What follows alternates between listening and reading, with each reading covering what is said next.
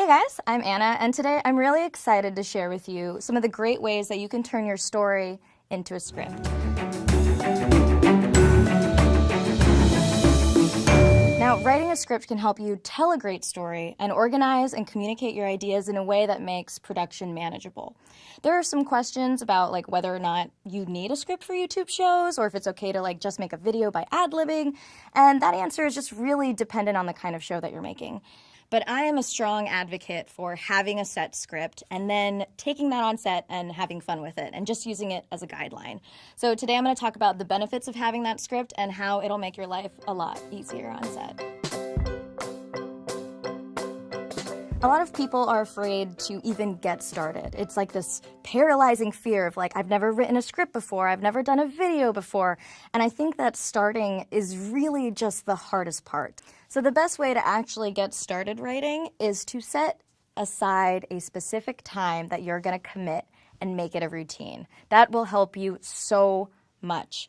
If you find yourself having writer's block, what you can do is just take a tiny piece of your story and elaborate on that.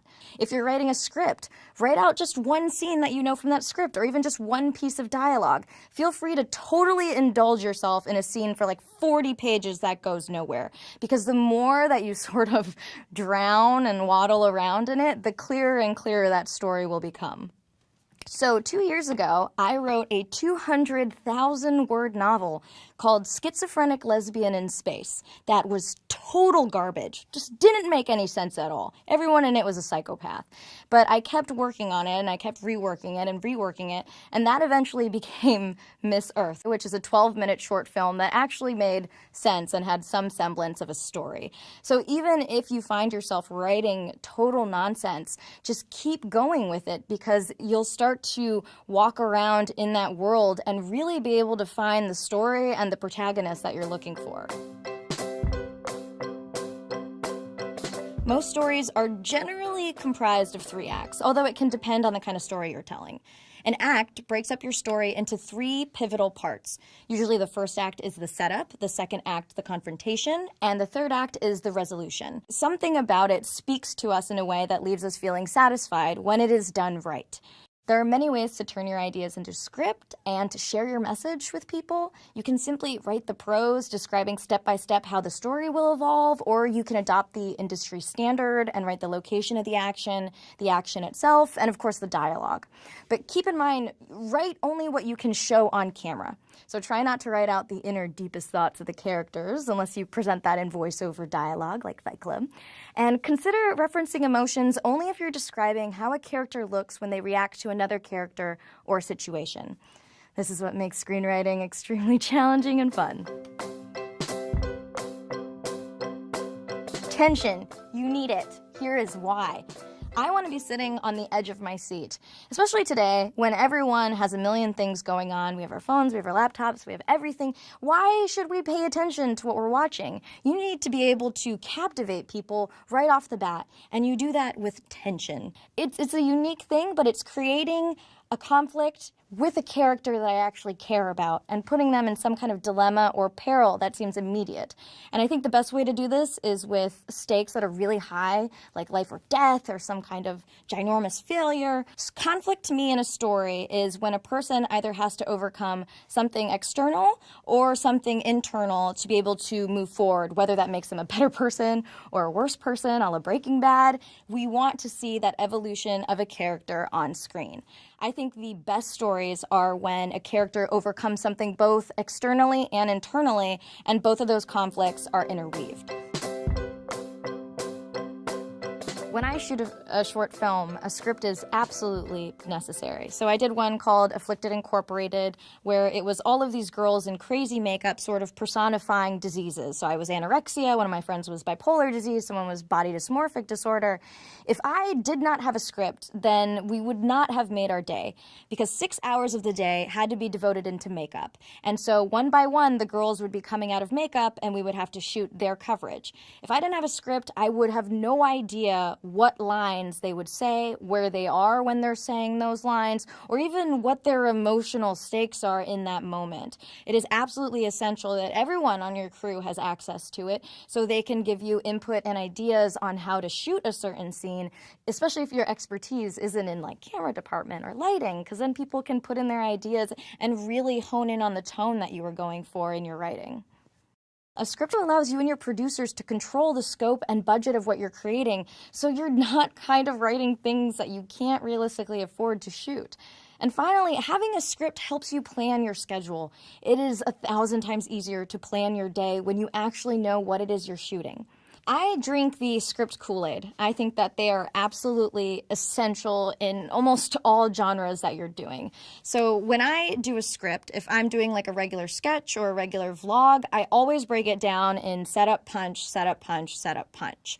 It's incredibly imperative for me, since I do monologues to the camera that then have cutaways that interrupt that monologue to punch up whatever it was I was previously saying.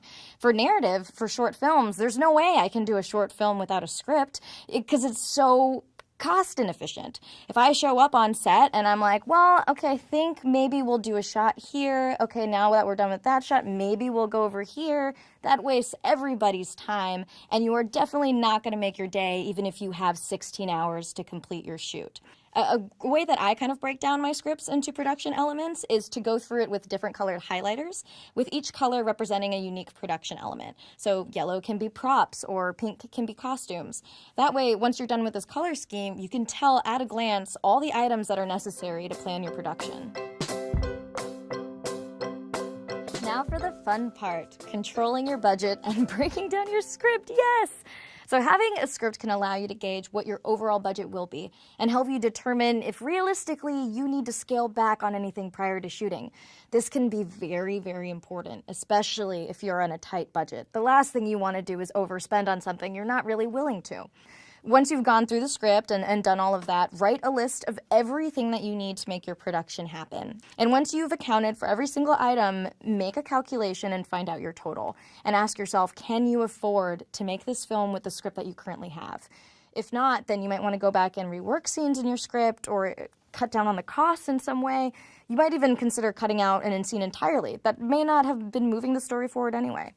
I like to do a lot of science fiction comedies, and usually those have elements with prosthetics or robotic baby aliens of the sort, and so it's very, very important that I know exactly how much all of this is going to cost me so that my checks don't bounce. An example of being over budget that I remember is with my short film Pregnapocalypse, where these 4 girls wake up and they find out that every woman in the world, even little kids who are female, are all pregnant, and we don't know what the hell is going on. So for this short, I actually had to go back and look at everything because the baby alien prop that like moved and smiled and danced cost about $2,500, and my total budget for the entire thing was about $3,000 to $4,000. So to kind of accommodate that, I went back and I rewrote it so that everything took place in one setup. So we did one long take instead of having a bunch of cutaways to different aspects around the world, and that saved me so much time and so much money that we could put all of our attention on like lubing up the baby and making sure we got the best smile from it and having it dance with like a little guitar, and it really kind of made me reevaluate where the money should be spent in a short like that, which of course would be selling this tiny little baby alien, and kind of helped me reevaluate how I do budgeting in general. You might want to use dialogue that reflects the voice of your target audience. And one really great thing about writing a script is that it allows you to develop characters and give them a specific voice that will really speak to your fans. One of the most challenging aspects, I think, for script writing is to reveal character through action versus dialogue. And that is something that I currently struggle with, and when you notice it in a film or on TV, it's brilliant. It's telling me something about a character without him having to say a single word. And that can be the way a character reacts to something or the way a character looks at someone. In books, I know with J.K. Rowling's Harry Potter, we knew so much about Harry Potter just because of his aunt and uncle and how much they hated him. And that made us love him so much more.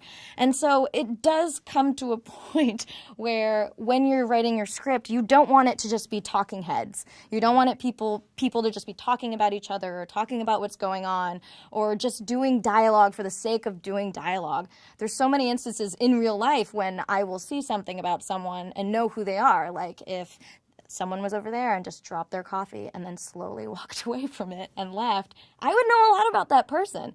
So dialogue exempt action, I think, is the number one thing that I want to work on in script writing, and is also one of the strongest elements I've ever seen in the medium.